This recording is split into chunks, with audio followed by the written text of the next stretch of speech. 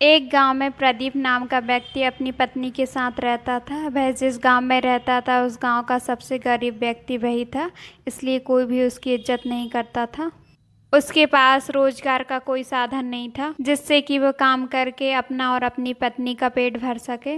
जिस कुएं से सभी गांव वालों की औरत पानी भरती थी, अगर प्रदीप की पत्नी पानी भरने जाती थी उस कुएं पे तो गांव वालों की औरतें उसको भगा देती थी। एक दिन उदास होकर प्रदीप की पत्नी प्रदीप से, हमारी क्या गलती है जो गांव वाले हमारे साथ ऐसा व्यवहार करते हैं?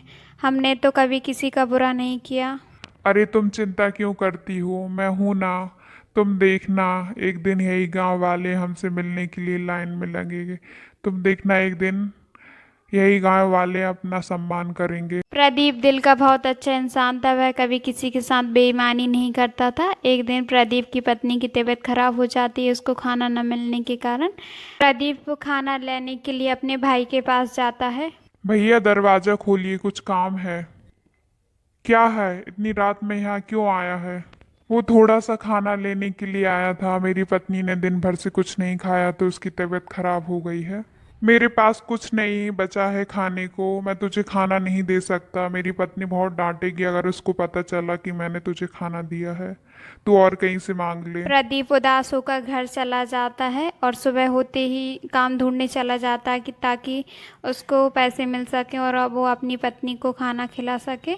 और उसे थोड़ा सा काम मिल जाता है और उसे पैसे मिल जाते हैं जिससे वह अपनी पत्नी को खाना खिला देता है। कुछ दिन यूं ही निकल जाते हैं और उसे कोई काम नहीं मिलता। कुछ दिन बाद शहर के कुछ अमीर लोग गांव में मेला लगवाते हैं। मेला देखने के लिए वहां बहुत से लोग आते हैं। एक व्यापारी अपनी गाड़ी से गांव आता है और वह गाड़ी से उतरता है तो वह नीचे गिर जाता है जिससे उसके पैर में मोच आ जाती है। वह गांव में कुछ लोगों से मदद मांगता है पर कोई भी उस व्यापारी की मदद नहीं करता। प्रदीप को काम न मिलने के कारण वह निराश होकर घर वापस लौटता है तो रास्ते में उसको एक व्यापारी दिखता है तो प्रदीप उसके पास जाता है। क्या हुआ भाई साहब, आपकी तबीयत तो ठीक है? अरे मेरी गाड़ी से उतरते वक्त पैर में मोच आ गई। मैंने गांव वालों से मदद मांगी तो किसी ने मेरी मदद नहीं की। क्या तुम मेरी मदद कर सकते हो? और प्रदीप उस व्यापारी को अपने घर लेकर जाता है। देखो साहब आए हैं हमारे घर, जाओ कुछ खाने को लेकर आओ।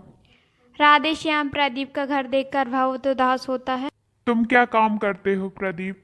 साहब क्या बताऊं मैं तो कब से काम की तलाश में हूँ, कोई काम ही नहीं मिलता। तब तक प्रदीप की पत्नी एक प्लेट में गुड़ लेकर आ जाती है। साहब अब हमारे घर में यही बचा है, कृपया इसे खा लें।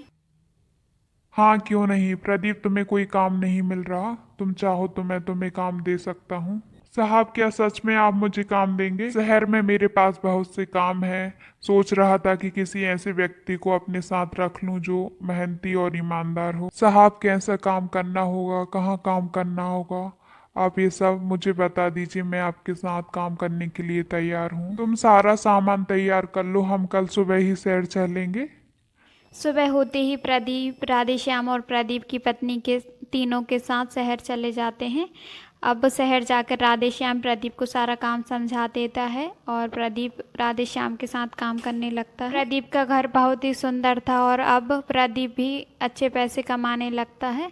धीरे धीरे सभी गांव वाले प्रदीप से मिलने और उसका घर देखने के लिए शहर आने लगते हैं।